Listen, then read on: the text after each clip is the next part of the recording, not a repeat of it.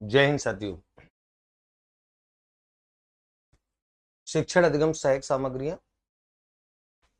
बहुत संवेदी सामग्रियां भी जिन्हें बोलते हैं, या श्रव्य दृश्य सामग्रियां भी जिन्हें बोलते हैं। पार्ट 2, पार्ट 1 में आपको डाल चुका हूं और पार्ट 2 को दोबारा से शूट कर रहा। ठीक है, डाल तो पार्ट 2 भी चुका हूं मैं, लेकिन उस पार्ट 2 को हटा करके मुझे दूसरा पार्ट 2 रिकॉर्ड करने का मेरा बड़ा मन था। क्योंकि जैसा मैंने कहा है अपने यूट्यूब चैनल पे भी, मैंने कहा था इस सेशन में कि सारे वीडियोस, एक शिक्षक को मुझे याद आ रहा था जब मैं ये वीडियो शूट कर रहा था, तब मुझे याद आ रहा था माइक्रो टीचिंग जो योजना होती है, सूक्ष्म शिक्षण योजना। ये सूक्ष्म शिक्षण योजना का जिस समय आविष्कार हुआ था, उस समय कॉन्सेप्ट ये रखा गया था कि एक शिक्षक के जो शिक्षण कौशल होते हैं उसमें सुधार के लिए एक ऐसा सिस्टम डेवलप किया जाए कि उसे अपना पढ़ाया हुआ उसे दिखाया जाए रिकॉर्ड करके किसी भी तरीके से। और वो जब जब अपने रिकॉर्ड की हुई वीडियो को देखेगा तो वो कितना भी श्रेष्ठ क्यों ना हो, उसे हमेशा ये महसूस होता है कि इसमें और अधिक अच्छा किया जा सकता था, और अधिक अच्छा किया जा सकता था। ये फीडबैक देने के लिए सूक्ष्म शिक्षण योजना बनाई गई। इसलिए हम सूक्ष्म शिक्षण योजना को, माइक्रो टीचिंग को हम शिक्षण कौशलों में सुधार की योजना बोलते हैं। वो शिक्षण कौशलों में सुधार की योजना होती है। तो मैं उस दिन माइक्रो टीचिंग को बात कर रहा था, तो मैं उस दिन सोच रहा था, एक दिन बैठे बैठे जिस दिन मैं उसको बड़ी गहनता से पढ़ रहा था, तो मैंने कहा कि क्यों ना हम भी अपनी समीक्षा करें। हमारे वीडियोस बच्चों में बहुत ज्यादा लोकप्रिय, बहुत ज्यादा बच्चे श्रेष्ठता गुणवत्ता की बच्चे तारीफ करते हैं, लेकिन नहीं, एक शिक्षक को हमेशा ये सोचना चाहिए, सोचना होता है कि वो अपने उस कंटेंट को और ज्यादा बेटर और ज्यादा प्रभावी कैसे बना सकता है। और प्रभावी बनाने की, उसे और ज्यादा असरदार बनाने की, बच्चों के बीच में और ज्यादा समझ डेवलप करने वाला बनाने की, ध्यान को इसकी कोई सीमा नहीं होती, ये मेरा मानना है। तो एक शिक्षक जो इंप्रूवाइजेशन की प्रक्रिया से नहीं गुजरता है, अपने आप को बेटरमेंट की प्रक्रिया से नहीं गुजरता है, वो बेटर देन बिफोर होने का प्रयास अगर नहीं करता है, तो निश्चित तौर पर वो शिक्षक का मूल काम ये नहीं है। शिक्षक को हमेशा ये प्रयास करते रहना चाहिए। तो मैंने भी निर्णय लिया कि मैं कई सारे वीडियोस को, जो वैसे तो बहुत अच्छे बन पड़े हैं, नो डाउट, वो किसी भी अन्य प्लेटफॉर्म के, किसी भी अन्य कोर्स के, किसी भी अन्य शिक्षक के वीडियो से कहीं ज्यादा बच्चों के बीच में प्रभावी होते हैं, बच्चों को बहुत ज्यादा कॉन्सेप्ट अच्छे से समझाते हैं। लेकिन फिर भी मैं खुद का ही आलोचक बन के खुद की और बेटरमेंट का प्रयास करता हूं। तो इस क्रम में मैंने ये वीडियो जो रिकॉर्ड किया है, क्योंकि शिक्षण अधिगम सामग्री का जो फर्स्ट पार्ट जो है, फर्स्ट पार्ट में मैंने उसकी पूरी थ्योरी कॉन्सेप्ट को बहुत अच्छे से समझाया, उसकी उपयोगिता पे मैंने चर्चा की है, उसका वर्गीकरण भी मैंने अंत में जाकर के किया कि ज्ञानेंद्रियों के आधार पर उसका वर्गीकरण श्रव्य सामग्रियां, दृश्य सामग्रियां, श्रव्य दृश्य सामग्रियां के तौर पे किया है, और प्रक्षेपी अप्रक्षेपी के तौर पे हमने किया है प्रक्षेपण के आधार पर। वो मैंने समझा। लेकिन मैंने कहा कि इसको विस्तार दो, इसको और विस्तार दो, और सामग्रियों की जो पिक है, क्योंकि वहां पर कई सारी सामग्री ऐसी हैं जिसमें बच्चे उन सामग्रियों के नाम तो सुन रहे हैं, लिख रहे हैं, लेकिन वो केवल रट रहे हैं, वो विजुअलाइजेशन दिमाग में नहीं है कि ये किस तरीके से हेल्प करती होगी। और कई सारी सामग्रियों के नाम ही उनके लिए पहली बार उन्होंने सुने हैं। और मैंने इस वीडियो में साथ साथ ये प्रयास किया, क्योंकि इस वीडियो को मैं पिछले वीडियो के लगभग 2-2.5 महीने बाद में इसको रिकॉर्ड कर रहा हूं, तो मैंने इस बीच में जो परीक्षाएं हुई हैं, उन परीक्षा में जो सामग्री आ गई उनको भी मैंने शामिल कर लिया है। तो यानी कि एकदम बिल्कुल नवीनतम वीडियो बन पड़ा है। और साथ ही साथ मैंने ये भी प्रयास किया है कि ये वीडियो इतना संपूर्ण बने कि इससे सारे विषयों का काम हो जाए, क्योंकि सारे विषय वाले अलग अलग स्थितियों में जब अलग अलग पेपर देते हैं तो काम जरूरत पड़ती है। तो वो कोई भी विषय के बच्चे हों, शिक्षण अधिगम सामग्रियां चूंकि सब विषयों में कॉमन होता है, सारी परीक्षाओं में जहां शिक्षक भर्ती परीक्षाएं आती हैं, जहां मेथड्स की बात आती है, शैक्षणिक रीति विज्ञान की बात आती है, वहां पर ये टॉपिक लगभग सब विषयों में कॉमन होता ही होता है। चाहे वो भाषाई विषय हो, चाहे वो सामाजिक विज्ञान हो, चाहे वो गणित हो, चाहे वो विज्ञान हो। तो मैंने एक ऐसा वीडियो बनाया है विस्तृत, व्यापक, ये आपकी न केवल समझ को विकसित करेगा, बल्कि आपको सारे सारे जो सामग्रियां हैं, सारे आइटम्स है, उनसे आपको परिचित कराएगा कि कौन सी सामग्री किस तरीके से काम में ली जा सकती है शिक्षण अधिगम प्रक्रिया में। तो शिक्षण अधिगम सामग्रियां होती वे सामग्रियां हैं जो कॉन्सेप्ट को बहुत अच्छे से बच्चों तक डिलीवर करें, शिक्षण प्रक्रिया को रोचक बनाएं, शिक्षक की सहायता करें कॉन्सेप्ट को बच्चों तक डिलीवर करने में, बच्चों की सहायता करें सीखने में, अधिगम करने में। तभी तो इसे शिक्षण अधिगम सहायक सामग्री कहा जाता है। शिक्षण अधिगम सहायक, शिक्षण में भी सहायक, अधिगम में भी सहायक। तो मैंने ये, अगेन, ये रिपीट वीडियो है, और ऐसे रिपीट वीडियो जहां जहां मुझे लगते, एक बार मैं इसको, तो जहां जहां मुझे लगता रहेगा कि रिपीट वीडियो और ज्यादा बेटरमेंट के लिए करें, तो वो मैं करता रहूंगा। तो बड़ा श्रेष्ठ वीडियो एक बार हम शुरू करते हैं। और जो पिछला वर्गीकरण मैंने किया है खंड 1 में, पार्ट 1 में, उसमें और कई सारी सामग्रियों को शामिल करके मैंने नया वर्गीकरण दोबारा से कर दिया है। एक बार मैं रिमाइंड कर लेता हूं। आपको याद है ज्ञानेंद्रियों के आधार पर हमने वर्गीकरण किया है, और ज्ञानेंद्रियों के आधार पर वर्गीकरण जो होता है, श्रव्य सामग्रियां जिन्हें केवल सुना जा सकता है, दृश्य सामग्रियां जिन्हें केवल देखा जा सकता है, और श्रव्य दृश्य सामग्रियां जिन्हें देखा और सुना जा सकता है, ये बात हम कर चुके हैं। दृश्य सामग्रियों को हम प्रक्षेपी, अप्रक्षेपी और प्रक्षेपी के आधार पर दो जगह बांटेंगे। अप्रक्षेपी, इसकी मैं अभी परिभाषा आपको लिखाऊंगा, और प्रक्षेपी, और इनके अंतर्गत कौन कौन सी सामग्रियां हैं, तो सब इस पूरे वर्गीकरण को अब आप देखेंगे स्लाइड्स के माध्यम से। और मैं चाहता हूं कि बड़ा अच्छा वीडियो बने, और हर एक पे जो जो सामग्री हमने लिखी है, हर एक सामग्री पे हमारी चर्चा हो। तो सबसे पहले आप देखें, श्रव्य सामग्रियां जो होती हैं, श्रव्य सामग्रियां जिन्हें केवल सुना जा सकता है। मैंने इसको मेंशन कर दिया था, अपन ने बात कर ली है कि जिन्हें केवल सुना जा सकता है, जिन्हें केवल सुना जा सकता है। तो इसका मतलब ये है कि ये सामग्रियां वे हैं जिन्हें सुन करके सीखा जाएगा। आप सुनेंगे और सुन करके सीखेंगे, इनमें देखने की बात नहीं है। और इस कैटेगरी में radio, tape recorder, gramophone, Linguaphone. तो अब आप देखिए तो रेडियो और टेप रिकॉर्डर के बारे में तो जानने की जरूरत नहीं है। रेडियो आप ये देखिए, ये रेडियो है, और रेडियो, और अब तो एफएम रेडियो और वो सारे बहुत ज्यादा अपग्रेडेड हो गए हैं। पुराने टाइम में ये रेडियो होता था, मैं तो जब पढ़ता था तो बड़ा स्टेटस सिंबल होता था रेडियो रखना। मैं हॉस्टल में रहता था, कॉलेज की, यूनिवर्सिटी के हॉस्टल में रहता था, तो वहां पर जिस बच्चे के पास रेडियो होता था वो बड़ा एक वीआईपी स्टूडेंट माना जाता था। ये भी एक दौर हुआ करता था, लेकिन इस दौर का मतलब ये भी नहीं है कि मैं कोई 1857 का हूं जाने। तो ये रेडियो है, ये टेप रिकॉर्डर है। रेडियो आप जानते हैं, इस पर प्रसारित जो होता है, और टेप रिकॉर्डर में एक सुविधा होती है, जो एडिशन होती है, कि ये रिकॉर्ड कर सकता है, और रिकॉर्ड साउंड को ये सुनाता है कैसेट के माध्यम से। हालांकि ये आउटडेटेड हो चुके हैं ये सारे, अब ये नहीं है, लेकिन रेडियो टेप रिकॉर्डर क्या है, इसको तो आपको समझना नहीं। यहां से आप देखेंगे विशेष तौर पर, सबसे पहले देखेंगे ग्रामोफोन। ग्रामोफोन क्या होता है? ग्रामोफोन आप देख रहे हैं, चूंकि मैंने पहले लिखाया, ये ग्रामोफोन होता है। इसकी जो डिस्क होती है, इस पर ध्वनि का लेखन किया जाता है, ध्वनि का लेखन। और ये जो सुई होती है, ये सुई दोलन करती है और रोटेट करती है, और दोलन से इस ध्वनि का पुनरुत्पादन होता है। मैंने बच्चों को पहले लिखा, ये ध्वनि का पुनरुत्पादन करती है। तो मैं एक बार लिख देता हूं, जिससे ये ध्यान रहेगा कि कौन कौन सी चीज क्या है। ये ग्रामोफोन है,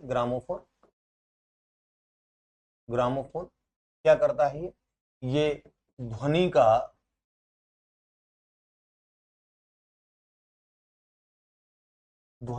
लेखन, ये जो बड़ी बड़ी जो डिस्क टाइप होती है, यहाँ पे ध्वनि का लेखन होता है। ध्वनि का लेखन तथा सुई के दोलनों द्वारा ध्वनि का पुनरुत्पादन करता है, ध्वनि का पुनरुत्पादन।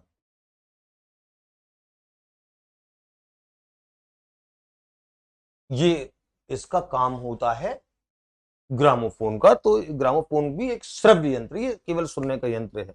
और ये जैसा आप देख रहे हैं लिंग्वाफोन, क्योंकि मैंने इसीलिए सब पिक्स लिए हैं कि बच्चों को वीडियो बहुत ज्यादा प्रभावी बन जाए, बच्चों का काम शानदार हो जाए, बच्चों को जो। और ग्रामोफोन को जैसे मैंने बता चुका हूं, समझा चुका हूं, ग्रामोफोन एक ऐसा यंत्र होता है जो भाषाई उच्चारण, ये भी श्रव्य यंत्र है।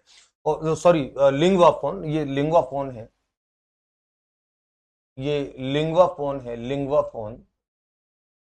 और लिंग्वाफोन नाम से आपको स्पष्ट होता है, लिंग्वा में ये लिंग्वाफोन है, और लिंग्वाफोन में लैंग्वेज की बात है, लिंगुअल की बात है। तो लैंग्वेज होती है, ये लैंग्वेज भाषाई उच्चारण सिखाने का यंत्र होता है, भाषाई उच्चारण सिखाने का यंत्र है। तो ये भी श्रव्य सामग्री होती है, सिखाने का यंत्र। अब कुछ बच्चों ने जब वो देखा नहीं होता है, तो फिर दिमाग में ये रहता है कि यार पता नहीं ग्रामोफोन कैसा होता होगा, लिंगुआ फोन कैसा होता होगा। तो ये श्रव्य सामग्री है, ये भी श्रव्य सामग्री। तो श्रव्य सामग्री आपकी 4 ही है प्रमुख तौर पर, रेडियो है, टेप रिकॉर्डर है, उसके बारे में ऐसी कोई विशेष बात है नहीं जानने की। ग्रामोफोन और लिंगुआ फोन, ये थोड़ा सा आपने इनके उपयोग समझ ले, ये सुनाने के काम आती है, लेकिन सुनाने में प्रक्रिया क्या है, इसपे ये जो पूरी बड़ी डिस्क रहती है जो घूमती रही, मुझे तो पुरानी फिल्मों का सीन याद आ जाता है। ग्रामोफोन पुरानी फिल्मों में बहुत होता था। ग्रामोफोन में आराम से हीरो बैठ करके, अंधेरा सा है, मध्यम मध्यम रोशनी है, और बैठ करके आराम से अपनी रेस्ट चेयर पे बैठ करके वो हल्की हल्की एक दो पैग चढ़ा रहा है, गाना चल रहा है बड़े आराम से, चुप के रात दिन आंसू बहाना याद है, उस टाइप से ये चला करते थे किसी टाइम पर। अभी तो नहीं है ग्रामोफोन। और ये लिंगोफोन, ये भाषाई यंत्र है, हालांकि इनके सबके अपडेटेड वर्जन आ चुके हैं। अब हम बात करेंगे दृश्य सामग्रियों की, और दृश्य सामग्रियों में अप्रक्षेपी सामग्रियां। सवाल सबसे पहले ये कि अप्रक्षेपी सामग्रियां, अप्रक्षेपी का मतलब क्या है, इसको थोड़ा सा समझ लें आप। अप्रक्षेपी सामग्री किसे कहते हैं? बल्कि मैं यहां पर एक नई स्लाइड बना लेता हूं अप्रक्षेपी की। अप्रक्षेपी क्या होती है? अप्रक्षेपी सामग्रियां, अप्रक्षेपी दृश्य सामग्रियां, क्योंकि आगे आगे प्रक्षेपी दृश्य सामग्रियां वही आएंगी, और सबसे ज्यादा सामग्रियां इसी श्रेणी में है अप्रक्षेपी में। प्रक्षेपण का मतलब होता है पर्दे पे प्रोजेक्ट करना, पर्दे पे प्रक्षेपित करना। तो आप सूचना को डायरेक्ट नहीं दिखा रहे हैं, आप वस्तु को डायरेक्ट नहीं दिखा रहे हैं, आप उस सूचना को, वस्तु को पर्दे पे प्रक्षेपित करके दिखा रहे हैं, वो प्रोजेक्टर का काम होता है। तो सारे जो प्रोजेक्टर होते हैं वो प्रक्षेपी होते हैं। लेकिन अप्रक्षेपी क्या होते हैं? अप्रक्षेपी वे सामग्रियां होती हैं जिन्हें प्रक्षेपण की, पर्दे पे प्रक्षेपण की, पर्दे पे या पटल पे या दीवार पे प्रक्षेपण की जरूरत नहीं पड़ती है, वो बच्चों के सामने सीधे सीधे प्रस्तुत की जा सकती है। जैसे मुझे बच्चों के सामने ग्लोब प्रस्तुत करना है तो मुझे पर्दे पे थोड़ी दिखाना है, ग्लोब बच्चों के सामने सीधा प्रस्तुत किया जा सकता है। चार्ट है, मॉडल है, नक्शे है, ग्राफ है, कोई भी ऐसी सामग्री जो कक्षा में सीधे, अबेकस है, जियो बोर्ड है, जैसे भी हम देखेंगे। और मैंने जैसे कहा कि मैंने इसमें सब विषयों की सामग्रियों को, सब ये अभी जो श्रव्य सामग्री आ गई है भाषाई विषयों के लिए बड़ी इंपॉर्टेंट है। तो भाषाई विषय हो, सामाजिक विज्ञान हो, गणित विज्ञान, तो आपकी बच्चों की समग्र समझ बनेगी। शिक्षण अधिगम सहायक सामग्री का, प्रत्येक सामग्री का आपको अच्छे से ज्ञान होगा। तो अप्रक्षेपी सामग्री होती है कौन सी? ऐसी ऐसी सामग्रियां, ऐसी दृश्य सामग्रियां, ऐसी दृश्य सामग्रियां जो सूचनाओं को, जो सूचनाओं को सीधे, और सीधे मतलब बिना प्रक्षेपण के, बिना प्रक्षेपण, प्रोजेक्शन, बिना प्रक्षेपण के विद्यार्थियों के सम्मुख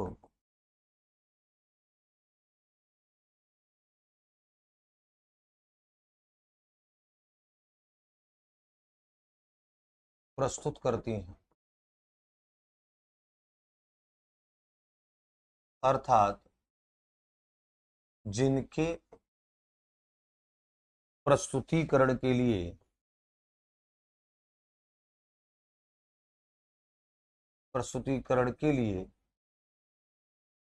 किसी विशेष युक्ति, किसी विशेष युक्ति, युक्ति यानी कि तरीका या यंत्र, विशेष युक्ति या यंत्र की आवश्यकता नहीं होती,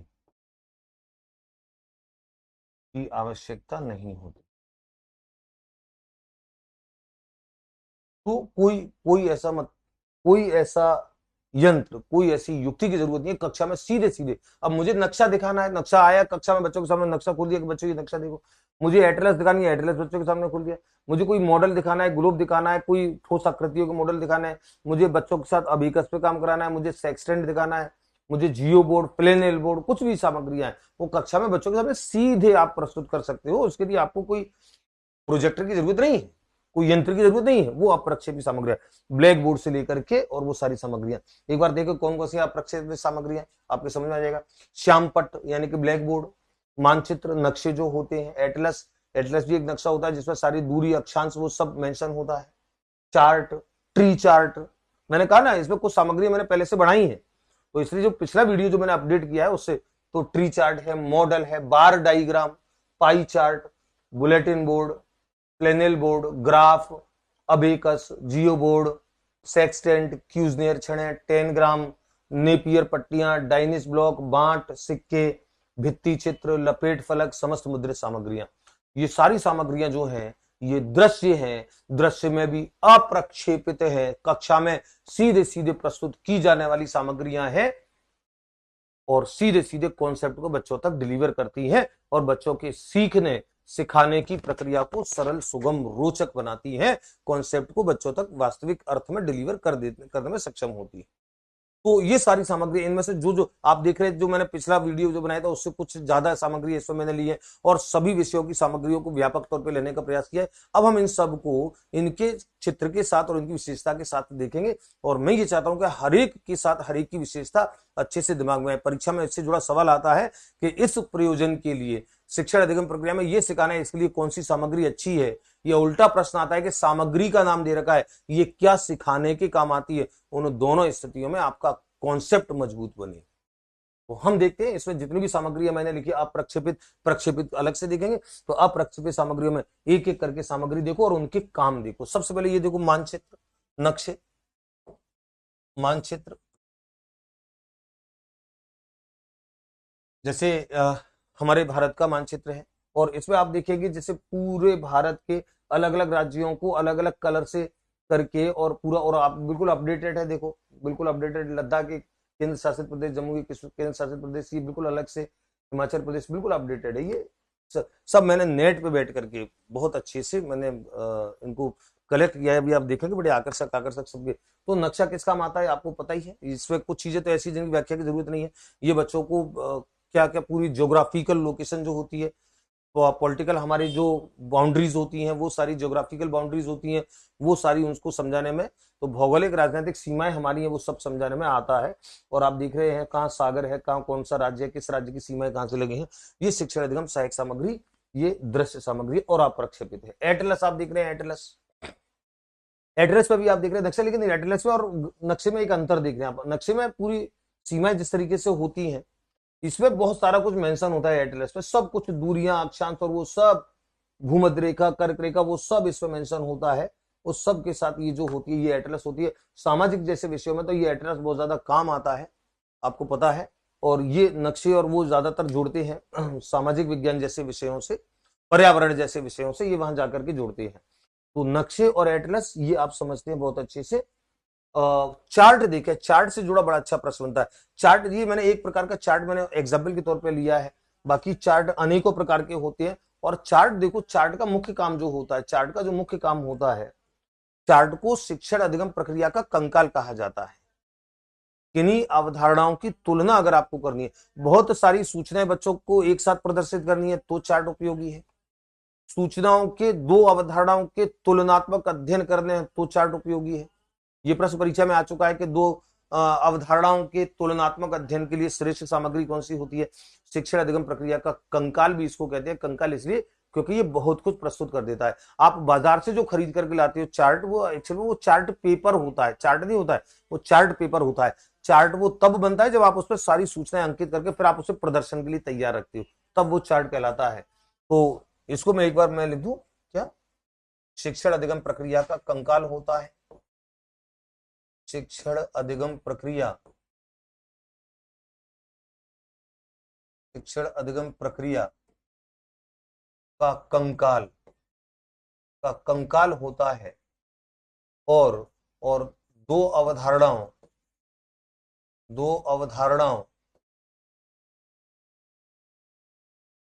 के तुलनात्मक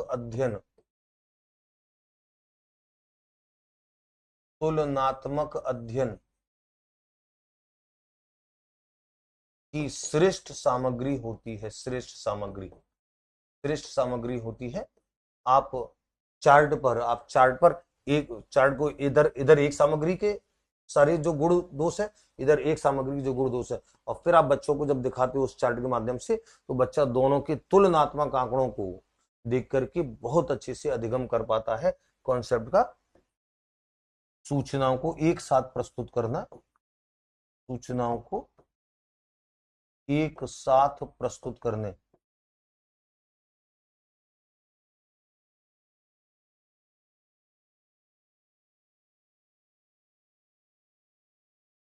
एक साथ प्रस्तुत करने की सामग्री है। तो ये जो है ये बड़ी इंपोर्टेंट है। चार्ट परीक्षा में जोड़ा प्रश्न आता है, तुलनात्मक अध्ययन के माध्यम से आता है, शिक्षण अधिगम प्रक्रिया के कंकाल के माध्यम से आता है, ये चार्ट होता है। अगला देखिए ट्री चार्ट। ट्री चार्ट आप देखें, जैसे मैंने एक एग्जांपल लिया है ट्री चार्ट का, आप जैसा देख पा रहे हैं शायद, ट्री चार्ट को थोड़ा सा और बड़ा कर देता हूं मैं, ट्री चार्ट।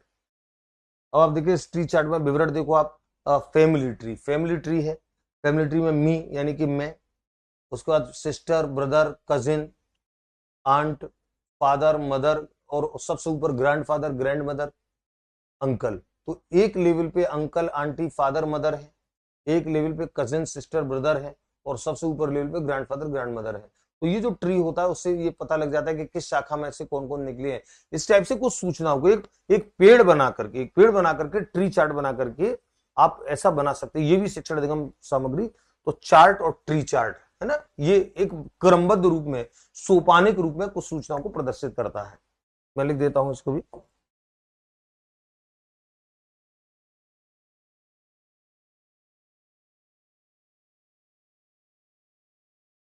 सोपानिक रूप में, सोपानिक रूप में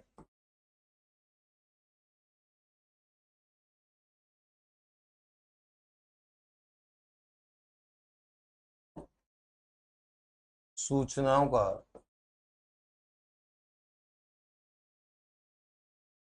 प्रदर्शन करता है। ये ट्री चार्ट होता है सोपानिक रूप में। सबसे नीचे फिर ये, मतलब आप ऊपर से चलेंगे तो ऊपर से ये किसकी ब्रांच है, किसकी ब्रांच है, किसकी ब्रांच है, तो सब चीजों को ये बड़े आराम से, बहुत आसानी से बच्चों को समझाने में सक्षम होता है। अगला देखें आप, मॉडल। मॉडल को आप देख रहे हैं, मॉडल क्या होते हैं। और मॉडल जैसे आप देख पा रहे हैं, मेरे एक तरफ ग्लोब है, एक तरफ ये कुछ ठोस आकृतियां हैं, गणित में काम आती हैं, विज्ञान में काम आती हैं। तो जैसे आप देख रहे हैं पिरामिड है, क्यूब है यानी कि घन है, सिलेंडर है, बेलन, कोन, शंकु है, स्फीयर गोला है। तो मॉडल होता क्या है? मॉडल वास्तव में होता है जब आप कोई कॉन्सेप्ट बच्चों को समझा रहे हो। अब ये सामाजिक जैसे विषयों में काम आएगा, सामाजिक विषयों में, भूगोल विषयों में काम आएगा, विज्ञान में भी काम आएगा, ये गणित और विज्ञान में काम आएंगे। तो आप मॉडल को कैसे परिभाषित करेंगे? मॉडल होता है जब कोई कॉन्सेप्ट बच्चों को आप समझा रहे हैं और उस कॉन्सेप्ट से जुड़ी जो वास्तविक सामग्री है, वो वास्तविक सामग्री इतनी बड़ी है, या इतनी ज्यादा वृहद विशाल है कि कक्षा में आप उसे ला नहीं सकते हो बच्चों को प्रदर्शन के लिए। तो फिर आप उसकी प्रतिकृति, आप उसका मॉडल लेकर के आते हो, वो उसे हम मॉडल कहते हैं, उस प्रतिरूप को हम मॉडल कहते हैं। तो जब वास्तविक सामग्री का, तो मैं इसको मॉडल को एक बार परिभाषित कर दूं, मॉडल को परिभाषित कर देता हूं मैं। जब वास्तविक सामग्री, जब वास्तविक सामग्री का, सामग्री पे ये लग गया फालतू, जब वास्तविक सामग्री का प्रस्तुतिकरण संभव ना हो, संभव ना हो, तो उस अवधारणा को, तो उस अवधारणा को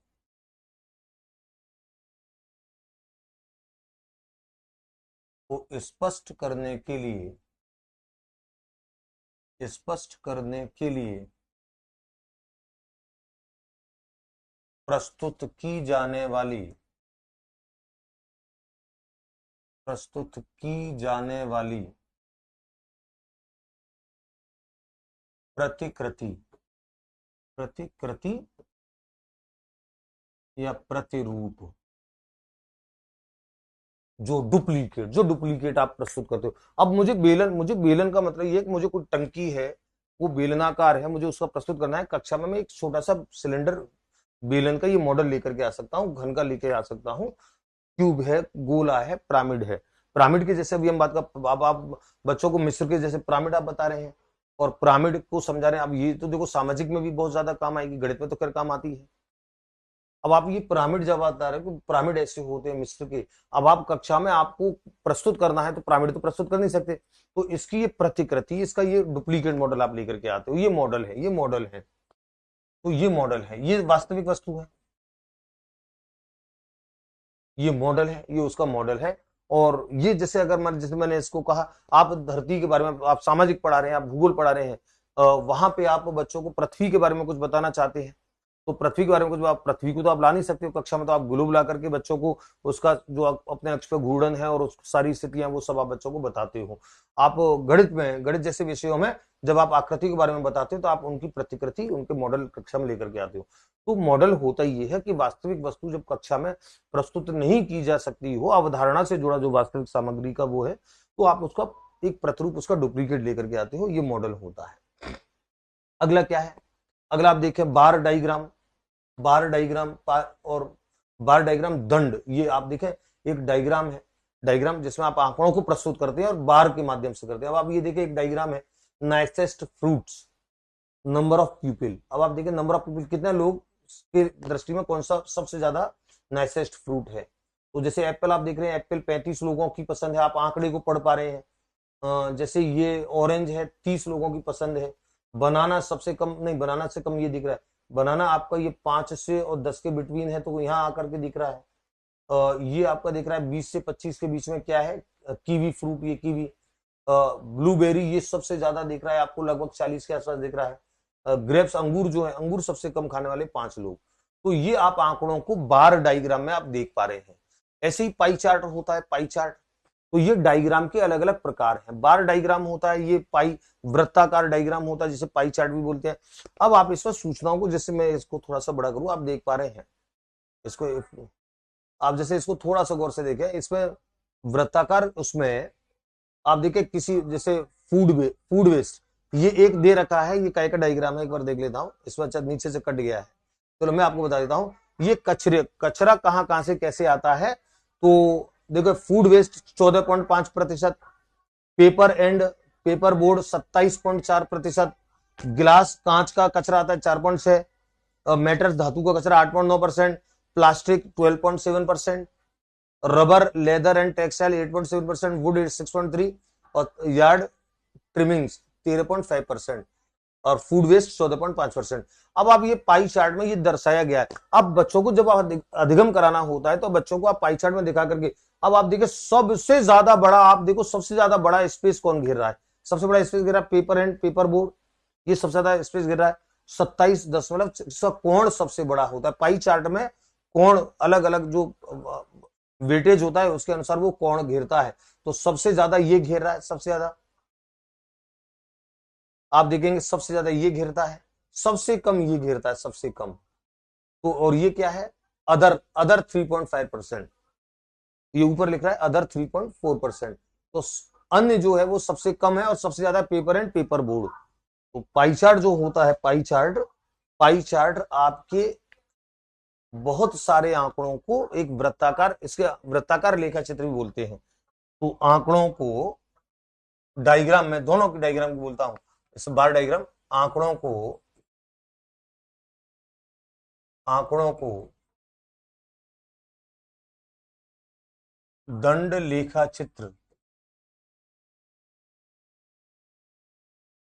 के माध्यम से सुगमता पूर्वक समझाने की सामग्री है, सुगमता पूर्वक समझाने की सामग्री, ये बार डायग्राम है। और ये पाई चार्ट जो है, पाई चार्ट, ये वृत्ताकार लेखा चित्र भी इसको बोलते हैं, वृत्ताकार लेखा चित्र, ये वृत्ताकार लेखा चित्र है। तो वृत्ताकार लेखा चित्र में कोण प्रभावी होगा, जो जितना ज्यादा वेटेज रखेगा उसका कोण ज्यादा बढ़ाएगा। तो बच्चा इस आधार पे अपने कम ज्यादा का निर्णय बच्चा कर लेता है। तो जैसे मैंने अभी कहा कि ये सबसे बड़ा है और ये सबसे छोटा है, ये दो आपको दे रखे हैं। तो ये पाई चार्ट वृत्ताकार लेखा चित्र, ये भी आंकड़ों को प्रदर्शित करने का है और ये भी आंकड़ों को प्रस्तुत करने की सामग्री है। बच्चे सरलता, सुगमता पूर्वक आंकड़ों को समझ लेते हैं, याद करते हैं देख करके। अब इसमें अगर मान लीजिए आप सबसे पूछा कि सबसे ज्यादा कौन सा फल पसंद किया जाता है, तो बच्चा सबसे बड़ा डंडा देकर के बता देगा कि सर ये वाला ब्लूबेरी सबसे ज्यादा पसंद किया जाता है। ऐसे आंकड़ों को सरलता, सुगमता पूर्वक। अगला क्या है, बुलेटिन बोर्ड। बुलेटिन बोर्ड आप देख रहे हैं, बुलेटिन बोर्ड तो बड़ी सरल सामग्री, आपने बहुत अपने विद्यालय में बहुत देखी होगी। बुलेटिन बोर्ड क्या होता है, सूचनाओं को प्रदर्शित करने का बोर्ड। सूचनाओं को प्रदर्शित करने का बोर्ड,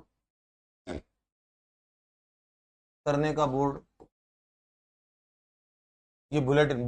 बुलेटिन का मतलब होता ही समाचार है। तो अपने स्कूल कॉलेजों में आपको याद है एक बोर्ड होता था, उस पर जैसे ये लटक रहे हैं आपको दिख रहा है, बोर्ड पर सूचनाएं टांग दी हैं पिन के माध्यम से, और हम आते हैं, हम देख करके अच्छा टाइम टेबल क्या है, परीक्षा का टाइम टेबल क्या है, शेड्यूल क्या है, कोई और सूचना, फॉर्म कब भरे जा रहे हैं, छात्रवृत्ति कब भरी जा रही है, तो ऐसी सूचना टांग रहे। ये बुलेटिन बोर्ड है सूचनाओं के प्रदर्शन का। अब इसको आप दीवार पे लगा सकते हैं, ये स्टैंड पे लगा हो सकता है, इससे कोई फर्क नहीं पड़ेगा। ये बुलेटिन बोर्ड होता है। फ्लेनेल बोर्ड, फ्लेनेल बोर्ड क्या होता है? फ्लेनेल बोर्ड को देखें, फ्लेनेल ये लकड़ी का या प्लाईवुड का एक ऐसा बोर्ड होता है जिसपे एक चमकदार कपड़ा, आप देखिए दिख रहा है हरा कपड़ा, ये चमकदार कपड़ा है, और इस पर जो कीलें लगी रहती है, कीलों पे आप किसी आकृति के व्याख्या आपको करनी है, उसकी अलग अलग खंडों की व्याख्या करनी है, तो आप उस आकृति को टांग करके उसके अलग अलग खंडों की व्याख्या करते हो, उस आकृति की व्याख्या करते हो।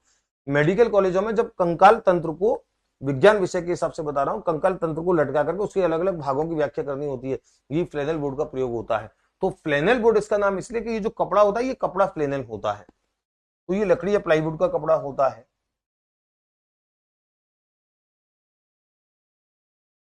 लकड़ी या प्लाईवुड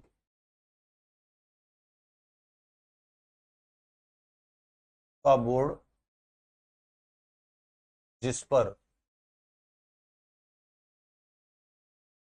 चमकदार कपड़ा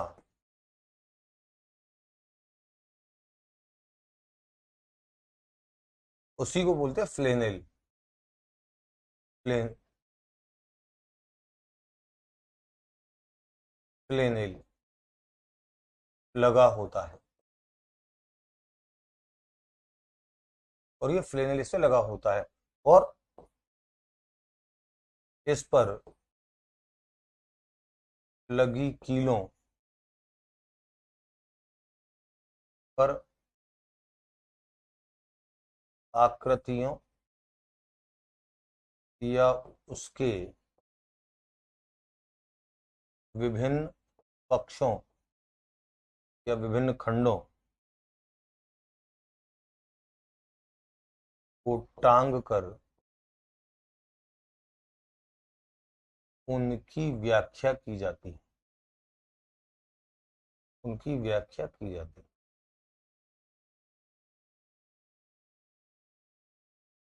तो ये, अच्छा, ये मैं अभी जब आपको बता रहा था कि कौन कौन सी प्रक्षेपी दृश्य, कौन, आपके बहुत बड़े प्रश्न तो वहीं से खड़े हो जाते हैं।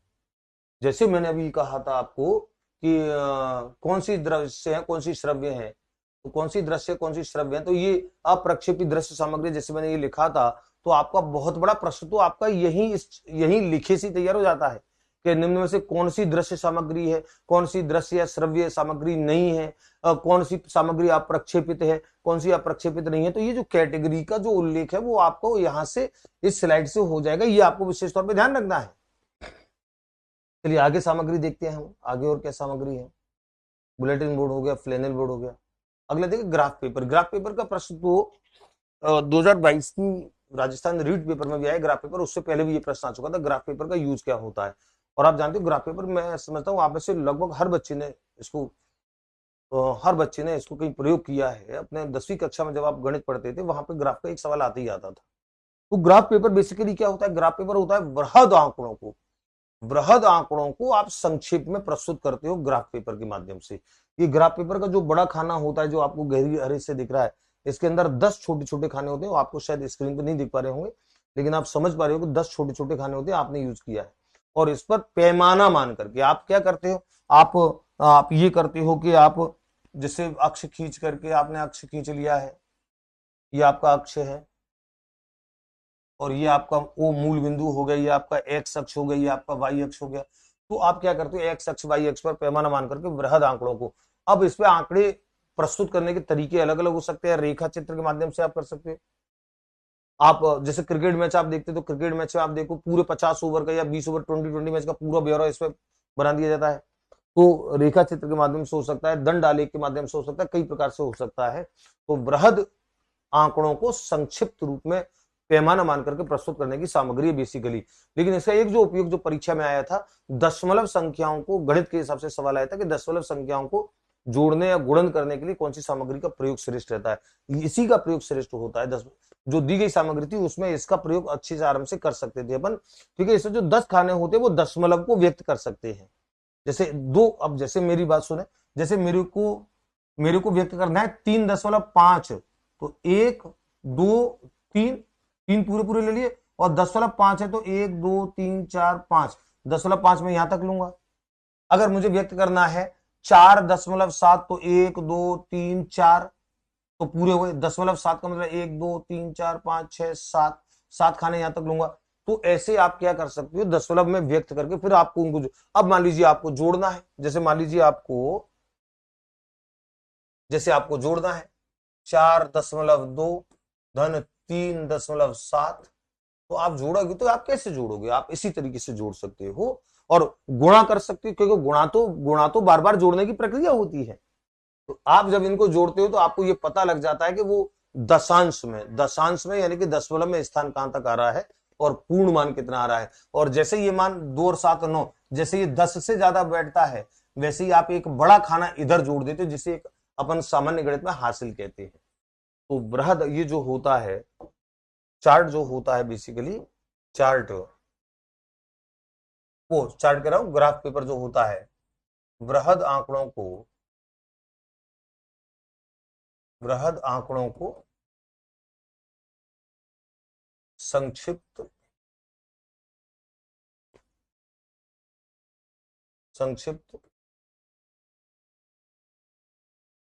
स्वरूप में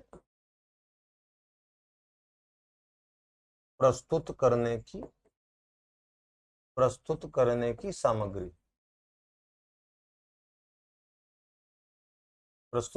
सामग्री, और जो मैंने बोला था परीक्षा में आया, दशमलव संख्याओं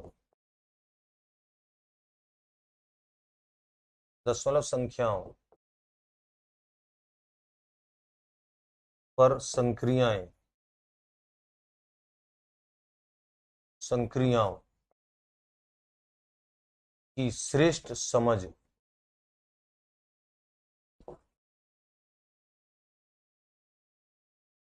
बनाती है। संक्रियाओं का मतलब जो जोड़ना है, घटाना है, गुणा करना है, भाग देना है, आप बड़े आराम से इस पे आप दर्शा सकते हो, सिखा सकते हो। ये ग्राफ पेपर का काम होता है, आप बड़े अच्छे से जानते हो। अगला आप देखें अबेकस। ये दिख रहा है आपको, अबेकस ये प्राचीन चीनी यंत्र है, और आप देख रहे हैं इसमें अलग अलग कलर की जैसे वो गोलियां हैं, और आप इन गोलियों को इकाई, दहाई, सैकड़ा, हजार के हिसाब से बच्चों को बच्चा, और ध्यान को ये अबेकस जो होता है, ये जो दृष्टिबाधित बच्चे होते हैं, इसे गिनतारा, हिंदी में इसको गिनतारा भी बोलते हैं। तो दृष्टिबाधित बच्चों को समझाने की बड़ी श्रेष्ठ सामग्री ये होती है। ये दृष्टिबाधितों के लिए बड़ी उपयोगी सामग्री है, बच्चों की संख्याओं पर, संक्रियाओं पर समझ बनाने की। तो मैं इसको लिख देता हूं, इसका विवरण लिख देता हूं। इसे गिनतारा भी कहते हैं, इसे गिनतारा भी कहते हैं। प्राचीन चीनी यंत्र है, चाइनीज आविष्कार है, ये प्राचीन चीनी यंत्र है। दृष्टिबाधितों के लिए उपयोगी है, और ये प्रश्न सीटेट में आ चुका है। दृष्टिबाधितों के लिए विशेष उपयोगी है, और इसका काम क्या है, इसका काम है संख्याओं व संक्रियाओं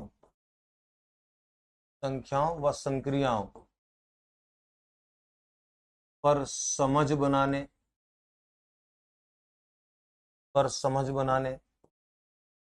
स्थानीय मान की अवधारणा स्पष्ट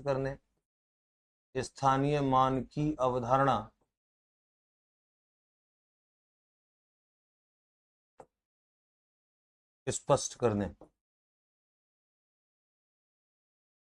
और ये ऐसे स्पष्ट करता है कि आप जो अलग अलग कलर के आपको जो तार जो दिख रहे हैं, इसे आप गोलियां डालते हो, तो जैसे अब मान लीजिए आपने एक तरफ से स्टार्ट कर दिया है कि ये इकाई का, ये दहाई का, ये सैकड़ा का, ये हजार का, आप इससे जो गोलियां डालते हैं, तो जैसे ही 10 गोलियां 10 दहाई की पूरी, इकाई की पूरी होती है, वैसे ही एक दूसरे कलर की गोली दाही वाले तार में चली जाती है, और 10 दाहियां पूरी होंगी तो वो 1000 वाली तार में चली जाएंगी, ऐसे करके। तो आपको वो गोलियां, एक 10 गोलियों के बदले एक अलग कलर की गोली अगले तार में जाएगी।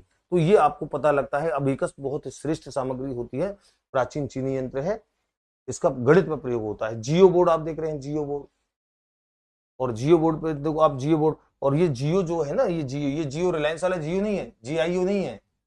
जियो मतलब जियो, जियोमेट्री, ज्योमेट्री बोर्ड है। और आप देख पा रहे हैं जियो बोर्ड, मैंने बच्चों को पहले जब लिखाया था, बच्चों के दिमाग में शायद विजुअलाइजेशन नहीं हुआ होगा जियो बोर्ड कैसा होता होगा, अभी का भी नहीं हुआ होगा। अब आप देख पा रहे हैं जियो बोर्ड एक ऐसी सामग्री होता है, ये भी लकड़ी का या प्लाईवुड का एक बोर्ड होता है, स्लेट के जैसा। और आप देख रहे हैं इसमें समान दूरी पर कीलें उभरी होती है, ये कीलें, कीलें निकाल रखी है। और इन कीलों पर धागा या रबर बैंड लगा करके, धागा या रबर बैंड लगा करके अलग अलग ज्यामितीय आकृतियां आप बनाते हो। आप देखो ये आयत बना रखा है, ये समांतर चतुर्भुज बना रखा है, ये त्रिभुज बना रखा है, समकोण, ये वर्ग बना रखा है। तो आप बच्चों को इन ज्यामितीय आकृतियों के परिमाप और क्षेत्रफल के कॉन्सेप्ट क्लियर कराते हो। ये गणित में उपयोग में आने वाली सामग्री है। तो वो देख रहे हैं आप, इसमें आप देख रहे हैं, आपको दिख रहा है अलग अलग धागे से, कलर से अलग अलग आकृतियां बना रखी हैं। तो लकड़ी या प्लाईवुड का एक बोर्ड जिसपे कीलें उभरी होती है, समान दूरी पर, समान दूरी पर कीलें उभरी हैं। और उन समान दूरी, ये आपको जैसे अलग अलग दूरी व्हाइट कलर की है, ध्यान रखो। अगर आपको लग रहा है कि इसके इसके बीच में गैप ज्यादा, गैप नहीं, गैप सबका बराबर है, ये व्हाइट कलर की है। तो बीच बीच में गैप ज्यादा दिख रहा है, वहां पे व्हाइट कलर की गोली है। तो ये इसमें इसीलिए मैंने दो तस्वीर ली है, इससे आपको स्पष्ट दिखेगा। तो जियो बोर्ड एक ऐसी सामग्री जिसका गणित में अवधारणाओं को समझाने में काम आता है, ज्यामितीय आकृतियों के परिमाप और क्षेत्रफल को। तो इसको भी मैं लिख देता हूं।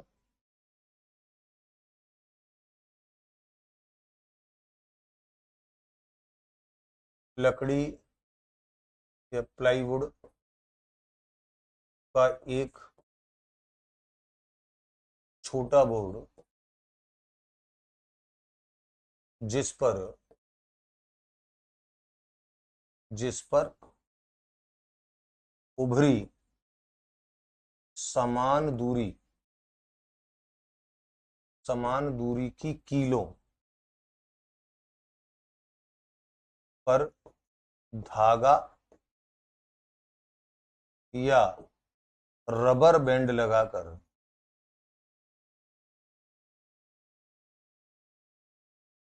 धागा या रबर बैंड लगाकर ज्यामितीय आकृतियों के, ज्यामितीय आकृतियों के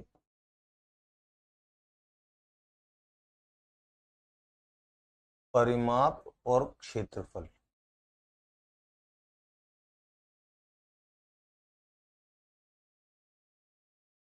की अवधारणा क्लियर कराई जाती है। तो परिमाप और परिमाप, अभी जैसे ये आप देख रहे हैं, एक इकाई है और ये दो इकाई है। तो एक इकाई और दो इकाई, तो इसका क्षेत्रफल आएगा 2 एकम 2। परिमाप आएगा इसका 1 2 3 4 5 6। तो आप सूत्र स्थापित कर देते हो, 2 गुणा लंबाई प्लस चौड़ाई। ये जो गणित में बच्चे हैं वो जानते हैं इस बात को। तो ये परिमाप के और क्षेत्रफल के कॉन्सेप्ट को समझाने की श्रेष्ठ सामग्री होती है जियो बोर्ड, जियोमेट्री बोर्ड इसको पूरा नाम होता है। अगला आप देखें सेक्सटेंट। सेक्सटेंट आप देख पा रहे हैं, सेक्सटेंट ये कोण मापी यंत्र होता है। ये फील्ड में जहां बड़े कोण नापने होते हैं, और आप देख रहे हैं इसमें लेंस है, तो कोण मापी यंत्र होता है, कोण को नापने का काम आता है, कोण मापी यंत्र है ये।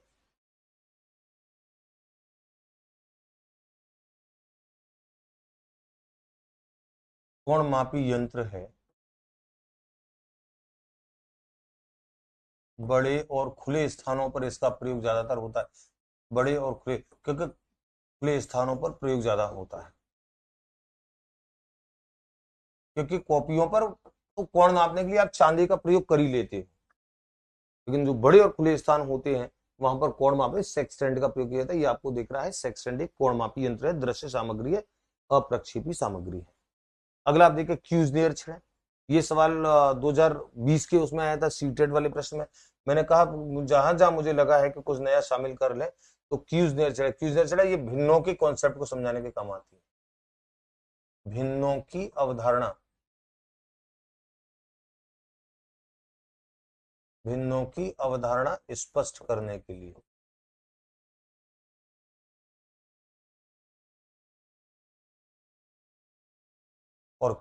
कैसे अवधारणा स्पष्ट करते हैं? आप ये देख रहे हैं, एक बड़ी रॉड है, उसकी छोटी है, उससे छोटी है, उससे छोटी है, तो आप किसी भिन्न के टुकड़े अंश करके आप उसको बड़ी बड़ी रॉड से तुलना करके दिखाते हो कि ये इस बड़ी रॉड का कितना अंश है, कितना भाग है, या छोटी छोटी कितनी मिलकर के बड़े के बराबर हो जाएंगी। तो ये जो भिन्नों का जो मान होता है, भिन्नों की अवधारणा होती है, उसे समझाने के लिए क्यूजनियर रॉड्स जो है ये बहुत ज्यादा काम आती है। क्यूजनियर रॉड्स आप देख पा रहे हैं, इस पर लिखा हुआ है, ये स्कूल गेम्स में क्यूजनियर, ये क्यूजनियर रॉड्स।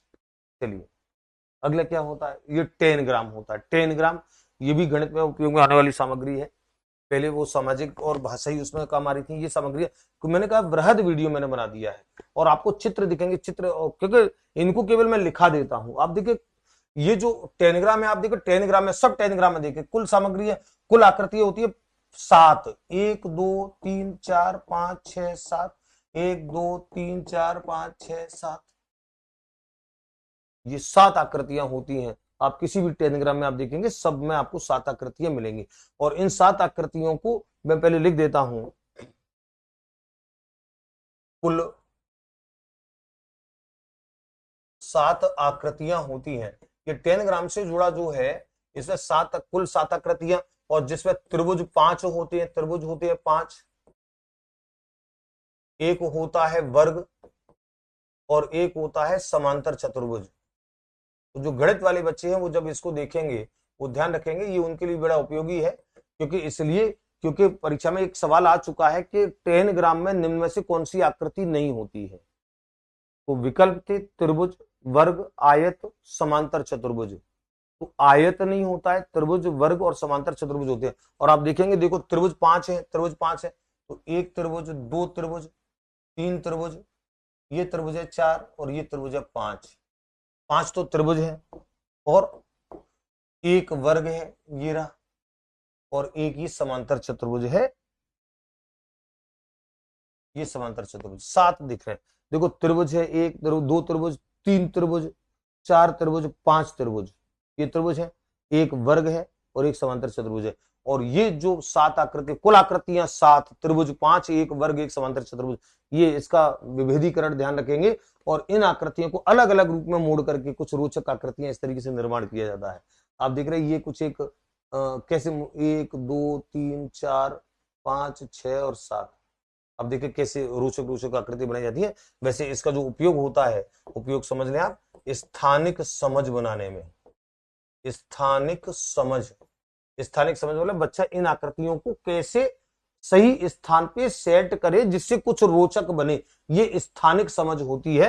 यानी कि स्थान का सही उपयोग, स्थानिक समझ विकसित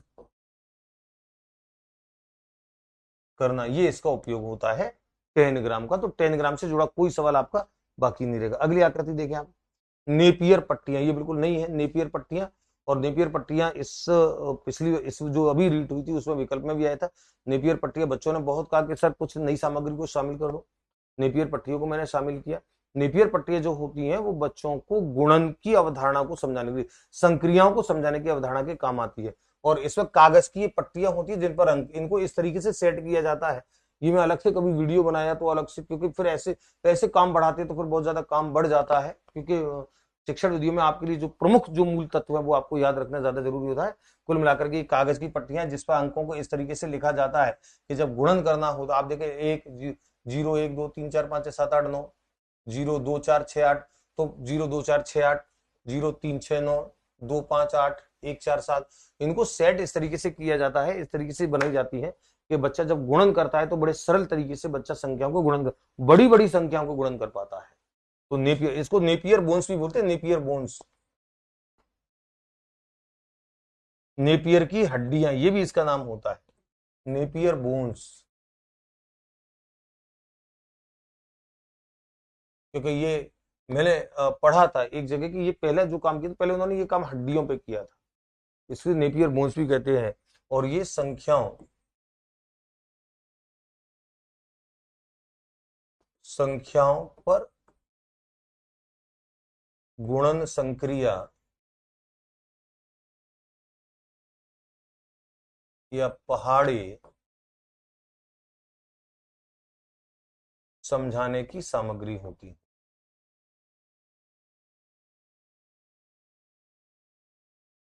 पहाड़े, पहाड़ी भी एक गुणनक्रिया होती है, 2 एकम 2, 2 दूनी 4, 2 तीन 6, 2 चौक 8, तो एक तरीके से आप गुणा करते जा रहे हैं। तो गुणन हो, पहाड़े हो, उसको समझाने की श्रेष्ठ सामग्री नेपियर बोन्स, ये सामग्री का प्रयोग भी गणित में होता है। अगला है डाइनिस ब्लॉक। डाइनिस ब्लॉक, और डाइनिस ब्लॉक ये भी गणित में प्रयोग की जाने वाली है। इसमें भी संख्याओं को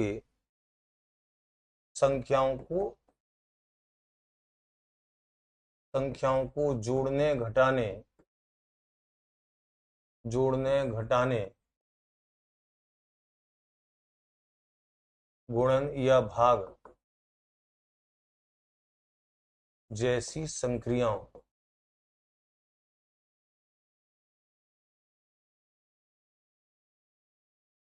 को समझाने की सामग्री है। इनको समझाने की सामग्री डाइनिस ब्लॉक। तो ये आपकी दृश्य सामग्री है, दृश्य है और अप्रक्षेपित है। ये भी कक्षा में सीधे सीधे प्रस्तुत की जाती है। आप देख रहे हैं त्रिविमीय त्रिविमीय घन या घनाभ के आकार में होती है, और बच्चों को ये कॉन्सेप्ट को बहुत अच्छे से क्लियर करती है। जोड़ने घटाने की क्रियाएं बच्चों को समझाई जाती हैं इसके माध्यम से। अगला आप देखिए, अच्छा ये अप्रक्षेपी सामग्री खत्म हो गई, प्रक्षेपी दृश्य सामग्री। प्रक्षेपी दृश्य सामग्री, प्रक्षेप, इसकी परिभाषा भी लिख लो आप। प्रक्षेपी की परिभाषा क्या होती है? प्रक्षेपी सामग्रियों के नाम तो मैंने लिख दिए हैं, लेकिन प्रक्षेपी दृश्य सामग्रियां होती हैं ऐसी सामग्रियां जो अवधारणाओं,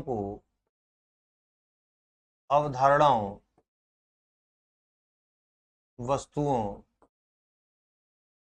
सूचनाओं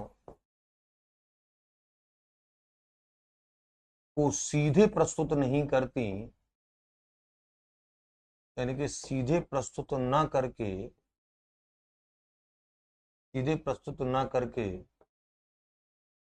पर्दे पर या पटल, कोई दीवार हो, पटल पर प्रक्षेपित करके दिखाती हैं। प्रक्षेपित करके दिखाती हैं, वो जो होती हैं वो प्रक्षेपित दृश्य सामग्रियां होती हैं।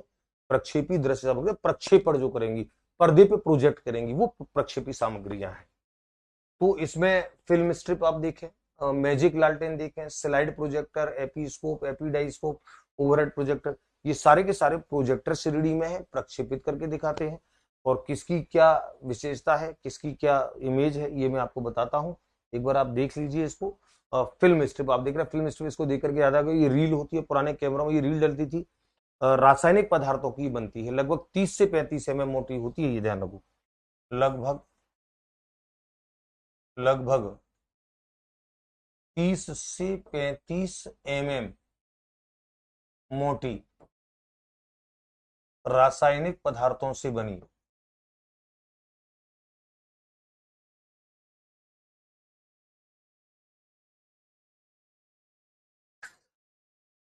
सॉरी, रासायनिक पदार्थों से बनी स्लाइड है ये रासायनिक, ये स्लाइड के तौर पे होती है। स्लाइड मतलब ये प्रक्षेपक में, ये प्रोजेक्टर में जाती है, प्रोजेक्टर में ये फिर पर्दे पे प्रक्षेपित होती है। तो पुराने टाइम की, जिन बच्चों को याद है, पुराने टाइम में जो फिल्में चलती थी, अभी तो हाई टेक्नोलॉजी है, अभी तो सीधे सीधे सीधे प्रसारित होकर के दिखाते हैं। आपको हाई टेक्नोलॉजी तरीके हैं जिनसे आप कोई मूवी प्रदर्शित होती है, सीधे सीधे आपके पर्दे पे पहुंचती है, आपके मल्टीप्लेक्स के। लेकिन पुराना टाइम, आज से 20-25 साल पहले टाइम था, वहां पर वो पेटियों, लोहे की पेटियों में वो पिक्चर प्रदर्शन के लिए आती थी।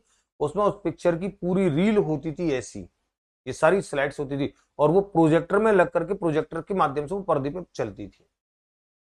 मैं भी आपको दिखाऊंगा प्रोजेक्टर। तो ये स्लाइड होती है, रासायनिक पदार्थों से बनी 30 से 35 mm की, ये फिल्म स्ट्रिप, ये प्रक्षेपी सामग्री है। ये डायरेक्ट अगर आप, अच्छा ये डायरेक्ट आप बच्चों को दिखाएंगे तो डायरेक्ट बच्चे कुछ देख नहीं पाएंगे, समझ नहीं पाएंगे। ये जब तक प्रक्षेपित नहीं होगी तब तक नहीं दिखेगी, इसलिए ये प्रक्षेपी श्रेणी में आती है। ये आप देखें मैजिक लालटेन। मैजिक लालटेन ये वही है जिसमें ये वाली जो स्लाइड है, पुराने टाइम का, ये पुराने टाइम का प्रोजेक्टर है। प्रोजेक्टर से पहले का यंत्र है, प्रोजेक्टर से पहले का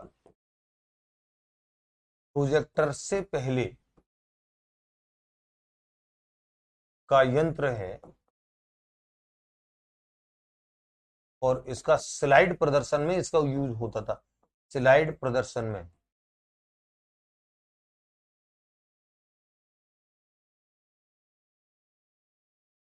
स्लाइड प्रदर्शन में उपयोग होता था। ये मैजिक लैंटर्न बोलते थे इसको, इसमें घुमा करके स्लाइड चलती रहती थी और यहाँ से आप आंख लगा करके आप देख पाते थे। ये कभी कभी मेलों में आपने देखा होगा, ये मैजिक लैंटर्न इसको बोलते थे। बाइस्कोप, शायद बाइस्कोप भी इसका एक नाम होता था। मेले में जाकर के बड़े मस्त तरीके से वो घुमा करके जाता था और हम आंख लगा करके उसमें देखते रहते थे कि क्या है। तो ये मैजिक लैंटर्न, ये प्रोजेक्टर से पहले का यंत्र है और उपयोग इसका स्लाइड प्रदर्शन में। उसके बाद देखा ये और अपडेट हुआ, स्लाइड प्रोजेक्टर। ये स्लाइड प्रोजेक्टर है स्लाइड के प्रदर्शन में, जो स्लाइड्स अभी हमने कहा उन स्लाइड्स के उदाहरण को पारदर्शी स्लाइड्स, वो जो स्लाइड थी वो पारदर्शी स्लाइड थी। कागज, कागज पे कुछ लिखा है वो प्रोजेक्ट करना है। कागज अपारदर्शी स्लाइड है, ध्यान रखो, वो रासायनिक पदार्थ से नहीं बनी। कागज जो है, कागज अपारदर्शी है और उसे पर्दे पे प्रक्षेपित करना है। कोई किताब है, किताब को प्रक्षेपित करना है। किताब के पृष्ठ है उसे प्रक्षेपित करना है। कोई वस्तु है उसको प्रक्षेपित करना है। ये सारी अपारदर्शी वस्तुएं हैं। और वो जो फिल्म स्ट्रिप थी, फिल्म स्ट्रिप यानी कोई ये पारदर्शी पट्टिका, ये पारदर्शी पट्टिका है, पारदर्शी पट्टिका। तो ये जो स्लाइड है, ये स्लाइड प्रोजेक्टर जो है, ये पारदर्शी पट्टिकाओं के, पारदर्शी स्लाइड्स के प्रदर्शन का कार्य करता है। अब सारे के सारे प्रोजेक्टर है आने वाले, ये जो अभी इसके बाद में सामग्री लूंगा, ये प्रोजेक्टर, इसके बाद में प्रोजेक्टर, लेकिन सारे प्रोजेक्टर में कुछ ना कुछ अलग अलग विशेषता है। तो पारदर्शी स्लाइड्स का प्रक्षेपण करता है, ये उसको पर्दे पे प्रक्षेपित करके प्रोजेक्ट करके दिखाता है। तो ये स्लाइड प्रोजेक्टर है। इसके बाद देखें इससे भी और ज्यादा बेटर प्रोजेक्टर कौन सा, ये एपीस्कोप। एपीस्कोप क्या होता है? एपीस्कोप ये भी सूचनाओं को प्रदर्शित करता है पर्दे पे प्रोजेक्ट करके। लेकिन ये जो प्रोजेक्ट करता है, देखिए मैं अभी आपको बताता हूँ, ये एपीडाइस्कोप जो है ना, एपीडाइस्कोप, तो एपीडाइस्कोप में और एपीस्कोप में एक ही अंतर होता है। ये एपीस्कोप आपका स्लाइड प्रोजेक्टर पारदर्शी पट्टिकाओं का प्रदर्शन करता है। एपीस्कोप अपारदर्शी पट्टिकाओं का प्रदर्शन करता है, अपारदर्शी का। और एपीडाइस्कोप इसका भी बाप है, ये अपारदर्शी पट्टिकाओं का प्रदर्शन करता है, साथ ही साथ उनको बड़ा करके दिखाता है। एपीडाइस्कोप आप ये देख पा रहे हैं चित्र, ये पर्दे पे एक स्लाइड को बड़ा करके, ये बड़ा छोटा कर रहा है, आप देख रहे हैं, बड़ा करके इसको दिखा रहा है। तो एपीडाइस्कोप, एपीडाइस्कोप का तो नाम ही होता है चित्र विस्तारक, चित्र विस्तारक यंत्र या चित्र विस्तारक प्रक्षेपक, प्रक्षेपक, चित्र विस्तारक प्रक्षेपक, यानी कि विस्तार करके दिखाने वाला प्रोजेक्टर। और ये अपारदर्शी पट्टिकाओं का प्रदर्शन करता है लेकिन विस्तारित नहीं कर पाता है। अपारदर्शी स्लाइड्स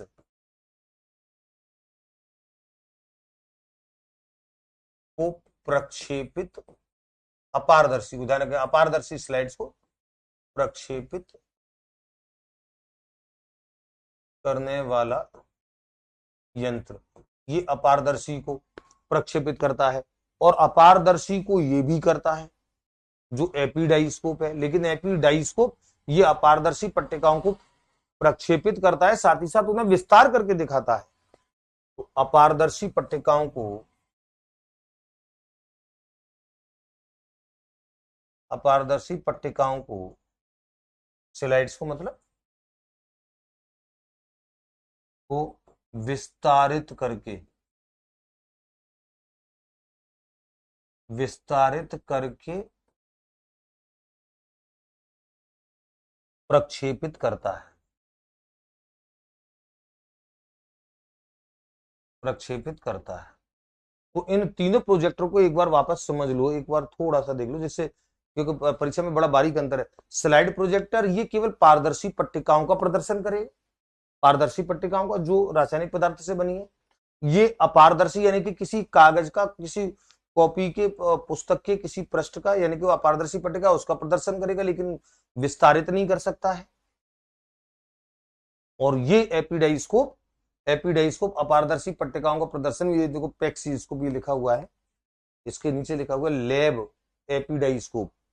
ये अगर आप पढ़ पा रहे हैं, ये लिखा है लैब एपीडाइस्कोप। यानी कि ये अपारदर्शी पट्टिकाओं का प्रदर्शन भी करता है, साथ ही साथ उन्हें विस्तारित करके भी दिखाता है। ये एपीडाइस्कोप, ये एपीस्कोप से भी ज्यादा अपडेटेड होता है, और ये इन सब का बाप ओवरहेड प्रोजेक्टर। ओवरहेड प्रोजेक्टर ये भी और मैं बता दूं, मैंने शायद पिछले वीडियो में भी इस बात को उल्लेखित किया था कि एपीडाइस्कोप को कुछ साथियों ने, कुछ लोगों ने इसे श्रव्य दृश्य में लिखा दिया है, यानी को वो श्रव्य दृश्य नहीं है, केवल दृश्य सामग्री होती है, आप देख पा रहे हैं।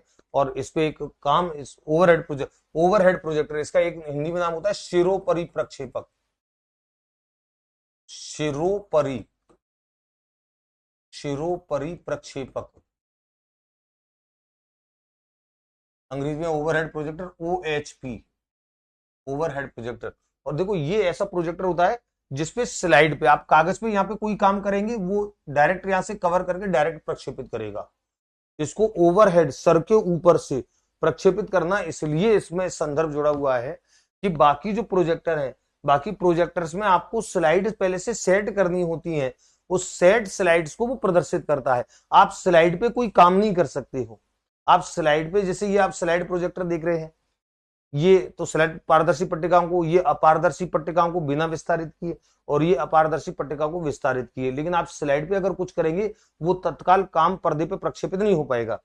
लेकिन यहां पर ओवरहेड प्रोजेक्टर, ये टीचर इस पे स्लाइड पे कोई काम करता है और वो तुरंत पर्दे पे साथ ही साथ प्रक्षेपित। तो आप जो ऑनलाइन क्लासेस आप देखते हो बड़े संस्थानों में, मैंने खुद पढ़ाया है, बच्चे जानते हैं, तो वहां मैं जब वो प्रोजेक्ट पे बैठ करके लिखता हूँ तो पर्दे पे वो आपको तुरंत प्रक्षेपित होकर, साथ ही साथ जो काम यहाँ नीचे चल रहा है, कोई डायग्राम बना रहा हूँ, कुछ लिख रहा हूँ, वो सब आपको पर्दे पे प्रक्षेपित। तो टीचर के सर के ऊपर से प्रक्षेपित करने का अर्थ ये, सर के ऊपर से का मतलब ये नहीं कि खोपड़ी के ऊपर से जाएगी तो ही प्रक्षेपण ओवरहेड होगा, मतलब वो कहीं से भी जाए, मतलब ओवरहेड का मतलब है कि कुछ लिखे वो तुरंत ऊपर देखे, दैट इज ओवरहेड। तो शिरोपरि प्रक्षेपक, इस प्रोजेक्टर में स्लाइड्स पर तात्कालिक कार्य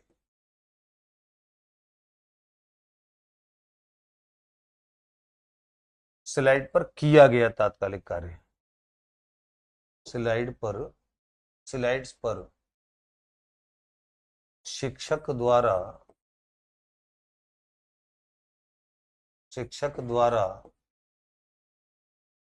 किया तात्कालिक कार्य तुरंत ही पर्दे पर प्रक्षेपित होता है। तुरंत का मतलब साथ ही साथ प्रक्षेपित, ये साथ ही साथ प्रोजेक्ट करके दिखाता है, तो ये ओवरहेड प्रोजेक्टर होता है। अच्छा, ये आपकी प्रक्षेपित सामग्रियां निबट गई। प्रक्षेपित सामग्रियों की परिभाषा मैंने बता दी। तो अब आप देखिए, श्रव्य सामग्रियां चित्र के साथ मैंने समझा दी, जो केवल सुनी जा सकती हैं।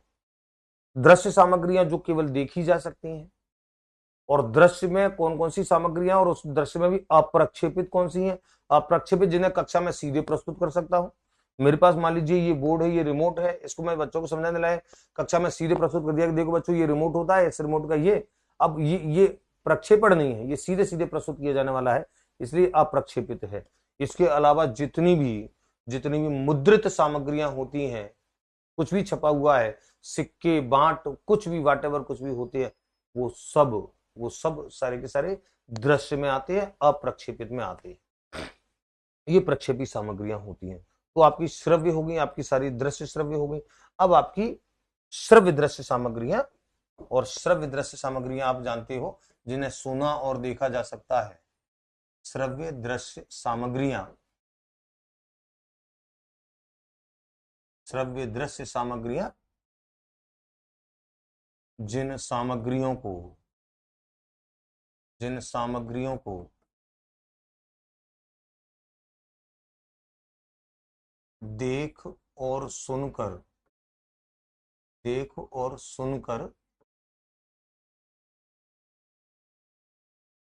सीखा जा सकता है। ठीक है, आप देख भी सकते हैं, सुन भी सकते हैं। और इस श्रेणी में कौन कौन सी आती है श्रव्य दृश्य में? और टीवी है, कंप्यूटर है, सिनेमा है, सिनेमा है, वृत्त चित्र है, वृत्त चित्र, डॉक्यूमेंट्री जिसे बोलते हैं डॉक्यूमेंट्री, कठपुतली है, कठपुतली। और ध्यान रखो, मैं फिर आपको यहां मेंशन कर देता हूं, कठपुतली जो है श्रव्य दृश्य ही है। मुझे बच्चों ने, और डंके की चोट पर है, ध्यान रखो डंके की चोट पर है। मैंने बच्चों को एनसीईआरटी की किताब मैंने बच्चों को दिखाई थी, क्योंकि किसी गाइडेंस, क्योंकि गाइडेंस जो है, मैं हमेशा इस बात का बड़ा आलोचना, तो इस बात में आलोचना हमेशा करता हूँ कि गाइडेंस जो है वो मार्केट में धड़ाधड़ तुरंत की तुरंत छप के आने की होड़ में वो बच्चों की अवधारणाओं कॉन्सेप्ट के साथ बहुत बड़ा खिलवाड़ करती हैं। डंके की चोट पर मैं इस बात को बोलता हूँ, नाम तो खैर मैं नहीं लेता हूँ, लेकिन अधिकांश गाइडों की स्थिति यही है। और उन्हें लिखने वाले जो है वो लिखने वाले राइटर नहीं है, वो कॉपी पेस्टर है, वो लिखते नहीं है, वो कॉपी पेस्ट करते हैं, वो इधर से उठा उधर से उठा, खुद को बिना कोई ज्ञान हुए या गहन ज्ञान हुए इन कॉपी पेस्टरों ने बहुत ज्यादा बच्चों के ज्ञान को डिस्टर्ब कर दिया है। इसीलिए मैं कहता हूं कि प्रमाणिक प्रकाशनों की, प्रमाणिक लेखकों की संदर्भ पुस्तकें आप पढ़ें जो कॉलेज यूनिवर्सिटी में चलती है, वो आपको बहुत ज्यादा। तो किसी ने छाप दिया कि कठपुतली केवल दृश्य होती है, आप कठपुतली को केवल चलाते रहे, कुछ बोलेंगे नहीं, कुछ बोलेंगे नहीं, तो वो क्या एक्ट कर रही है, वो क्या समझाना चाह रही है, उसको आप समझ ही नहीं सकते। बोलना सुनना दोनों में होता है। एनसीईआरटी की किताब में डंके की चोट पर, मैंने पिछला बैच पढ़ाया था ऑफलाइन, वहां मैंने उसको प्रदर्शित किया था। तो कठपुतली, तो टीवी, कंप्यूटर, सिनेमा, वृत्तचित्र, कठपुतली, ये सब जो होते हैं, ये सब आपकी श्रव्य दृश्य सामग्रियां होती हैं। और टीवी क्या होता है, कंप्यूटर क्या होता है, ये आप जानते हो, सिनेमा क्या होता है, ये सब आप जानते हो।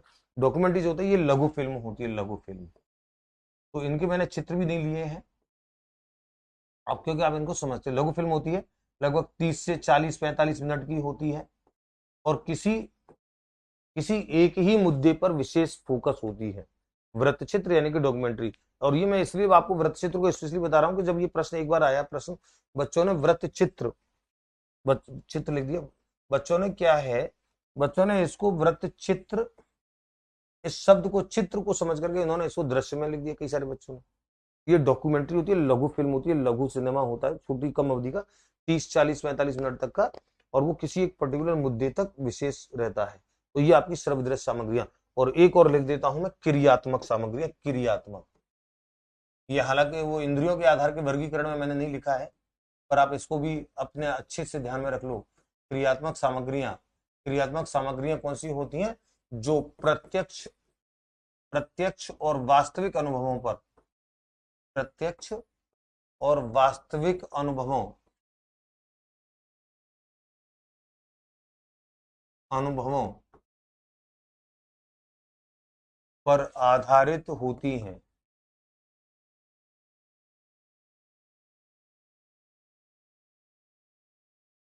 वह यथार्थ स्वरूप में, यथार्थ स्वरूप में अनुभव करके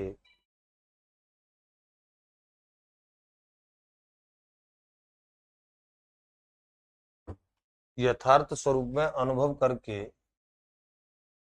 सिखाती हैं।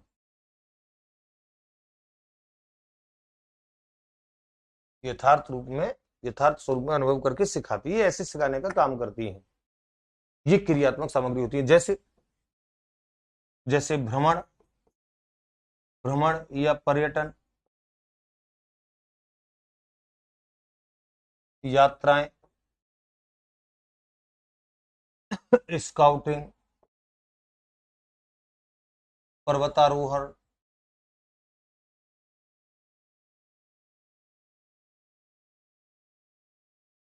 शिविर,